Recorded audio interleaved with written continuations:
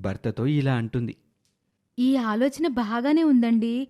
దీని గురించి ఒక మంచి డెసిషన్ తీసుకుందాం. అని సునీత అంటుంది. ఇక ఆ మరుసటి రోజు తెల్లవారే మురళి ఆఫీస్కి వెళ్ళిపోతాడు. సునీత డైనింగ్ టేబుల్ మీద రకరకాల టిఫిన్ ఐటమ్స్ పెడుతూ ఉంటుంది.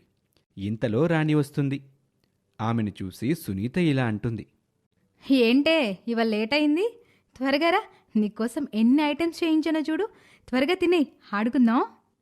అంటూ తన చేత్తో ప్రేమగా రాణికి తినిపిస్తుంది. రాణి తింటుంది. ఇంతలో వంట మనిషి మంగమ్మ అక్కడికొచ్చి సునీతతో ఇలా అంటుంది. ఈ పద్ధతేం బాలేసేటమ్మా.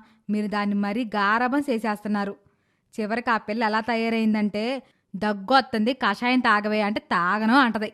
చలవ చేతది కాస్త గంజి తాగవే అంటే వద్దు అంటది.